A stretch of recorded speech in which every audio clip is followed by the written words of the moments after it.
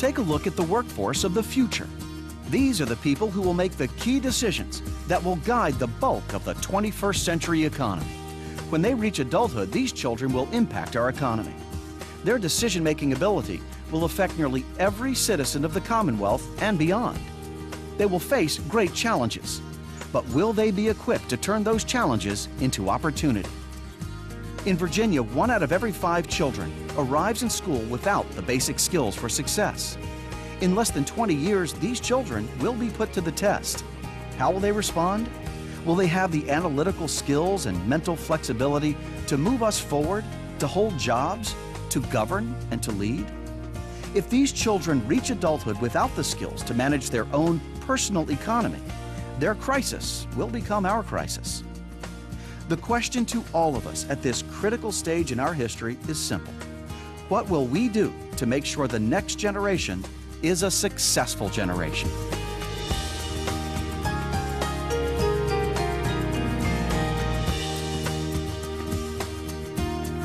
The research is quite clear. Over 85% of the brain develops before the age of 5.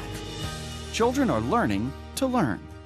An awful lot is at stake for our kids, and getting them to school ready to learn is more imperative today than ever before. We've got to get serious about making that happen in this country. The continual enhancement of skills over time is essential to sustained growth in economic well-being.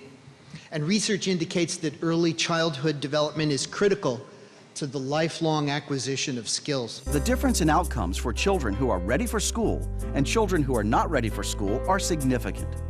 When families and communities have access to the tools they need to nurture a child's healthy development, children thrive.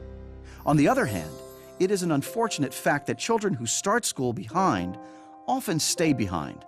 Studies show increased rates of poverty and criminal activity as these children age. One is an economic asset, the other a loss.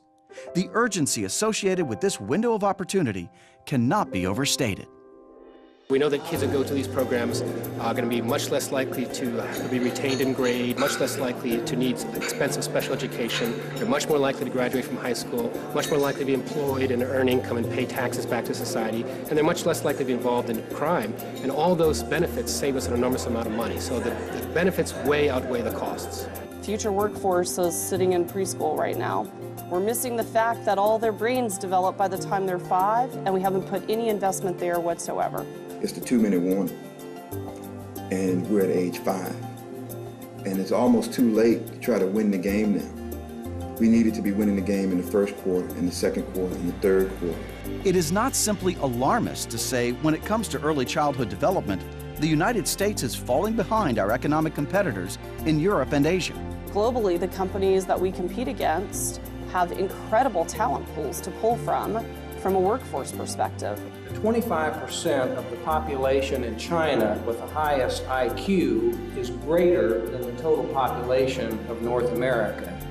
And that puts us at a long-term competitive disadvantage.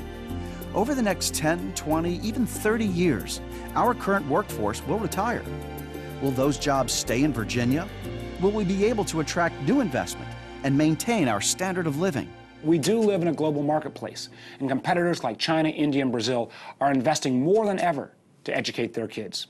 We need to do the same thing right here in the Commonwealth of Virginia. We're not just competing for jobs with North Carolina and Maryland anymore. The questions really are what's being done, what's not being done, and what can be done better. It takes an entire compilation of entities in the community, the business community, government, public-private sectors, and other entities in between. There are states like North Carolina and Oklahoma that, sort of lead the effort here, and they're good beacons for us. To maximize resources, the Virginia Early Childhood Foundation has forged a strong public-private partnership to ensure that all children are ready for school. Every $1 spent on early care and education shows returns of $7 to $8. Not only is this a smart beginning, but it's a smart investment. When you create something like the Virginia Early Childhood Foundation, the investments that you make as a business into that structure are about changing the policy, about changing the infrastructure. You can also give locally. to the organizations that are providing early childhood opportunities for children. It's not complicated. You know, it's as simple as open your checkbook and get involved. It is both a moral imperative if you care for your neighbor, and it's also a business growth area, and Virginia considers itself a pro-business and pro-growth.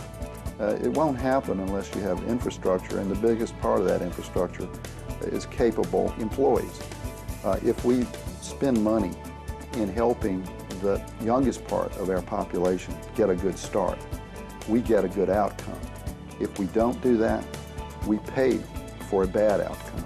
We pay more money in taxes to support social services that this group needs because they cannot function in the normal part of our society. They're not healthy, they're not educated, they're not working. Well, we're talking about the future of Virginia. We have to start with children at the very earliest of ages. For me, this is an economic growth issue. My position is that if government is going to invest in education at all, it should invest in enhancing early childhood development. When we invest in early childhood education, we are writing the story of Virginia's economic future. That's a powerful responsibility. The rewards will be equally as powerful. The long-run benefits far outweigh the costs, and this is one of the best things you can do for the citizens of your state. If you want to leave a legacy of great achievement, then push the policies of investing in early childhood education. 10, 20, 30 years from now, people will look back and will thank you for the extraordinary work that you did for your citizens. When we start early, when we fully develop the potential that every child possesses, we create a smart beginning for that child and a bright future for our Commonwealth.